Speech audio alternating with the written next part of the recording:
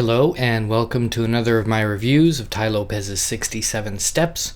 This is step number 51 and it's called Chatting with Wittgenstein's Lion and the power and effectiveness of language. That's what we're talking about today. So the thing is to remember, everything starts in the mind. Words and language come from the mind. And the title of this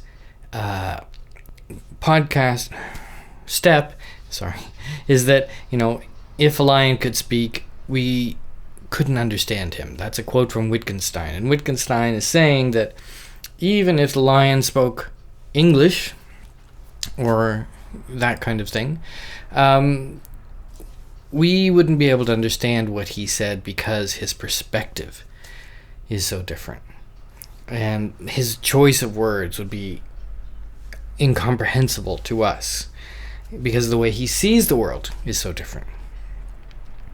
So thinking that what you say alone, the words alone, will get across your point, it's a failure to understand what communication is all about. And I'm sure we've all had this happen, when you're texting somebody, they totally misunderstand what you're saying.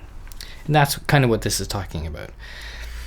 So you have some extremes in this about words and language, which is kind of interesting. Some people think that words create actuality. These people who say you have to talking positive and thinking positive thoughts, the verbiage of that will manifest itself alone. That alone will manifest itself. Or the other way around, don't talk about negative things because you're going to bring it on.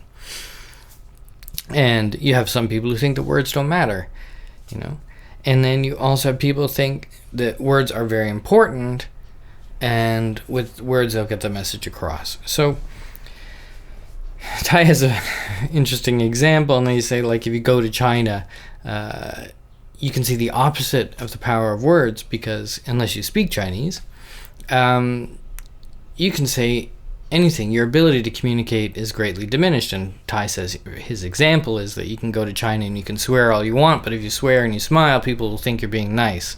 That's not exactly true, because thanks to media, people now know the big English swear words, but I understand his point. Because what they're actually hearing is your body language, or your facial expressions, which is body language.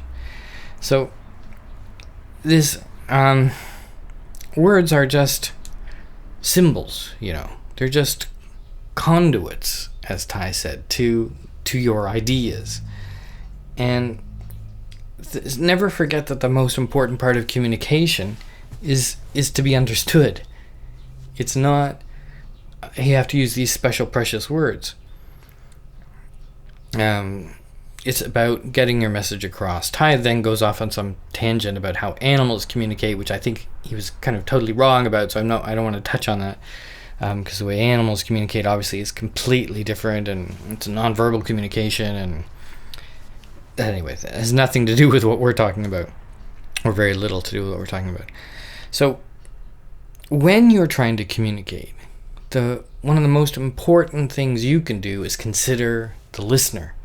Is the person that I'm trying to communicate with actually understanding what I'm trying to say? And that seems so self-obvious, self-evident, obvious, whatever. Good example, communication. But most people don't think that. They think, I know what I want to say. Why doesn't this idiot understand me? Because without that understanding, you can't persuade people, and we talked about this before. Persuasion is a very important skill, and not a negative skill. It can be used, of course, negatively, but persuasion is a very important skill in life, certainly in business. It's the basis of successful communication and partnership, persuasion. If you can't persuade other people about your ideas, how are you going to get people to buy your product? If you can't persuade people about your intentions, how are you going to get somebody to marry you? These things like this, it's a very, very important thing, the idea that you're being understood. In sophisticated language communication, it's not a natural thing. Tai talks about all languages are being the same. They require the understanding of words, which is true. And it's not natural that the other person you're talking to understands the words you're using. Even if you're both native language speakers, native English speakers, or whatever, they may not understand the words you're using or how you're using them. So Tai has a good one in there, and he says, if I say the word onomatopoeia and you don't know what the word onomatopoeia is, it doesn't matter if I'm speaking English or not. I might as well be speaking another language because you don't understand it. And this is something you have to really have to understand when you communicate. And it's not about dumbing down your language. It's about choosing your language appropriately for your audience.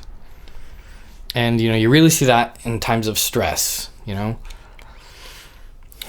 you're in an argument with somebody, your choice of words is so delicate, and certain words may set the other person off. And, I live with somebody who's not a native English speaker. And that's something I have to be very aware of, in times of stress, you kind of migrate back to your corners, And misunderstanding really is the basis of a lot of arguments, not just in my household, but in the world, So remember these nonverbal things. And, I'm a big believer in Toastmasters organization, and Toastmasters talks a lot about this, but you have other things other than the words that are coming out of your mouth. You have vocal pitch, you have volume, you have your body language, your postures. Don't just use words, because words require interpretation. I think that's the gist of it. So, that's the most important point, I think. And there's another one, which is, the right thing at the wrong time is the wrong thing. Time your message properly, of course. Don't go in, what's Trump's thing? Don't go in and ask for a raise after he's been yelling on the phone. So, yes, this is Tai's little one about a power of words, power of communication. It's probably the most important skill you can learn in your life. After developing your intellect, developing your communication is next. Because if you can't say what you're thinking, it doesn't matter what you're thinking. If you can't communicate what you're thinking, it doesn't matter what you're thinking. So, there we go. I think it's enough about that, don't you think? It's a topic I feel very passionate about myself. Communication is a real important thing for me. So what do we got here? Well, his 3 questions are: what's a time when you've taken the power of words too seriously, overestimated what words can do for you? And what's a time when words were actually more important than you thought they were going to be? You flippantly said something and it got blown out of proportion. That's a good example.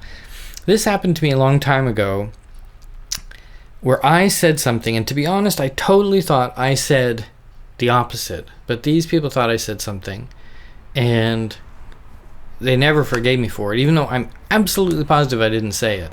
Anyway, so, and then how can you use nonverbal elements to be more persuasive? Learn how to talk with your hands. If you're Italian, you got a head start. To learn how to talk with your hands, learn how to use your face, your body postures, your smile, these things like that. Really, really important. Anyway, hope you like this one. Subscribe wherever that is. Stick around. We're on 51, so we got a dozen or so left, and hope to see you soon. Thanks.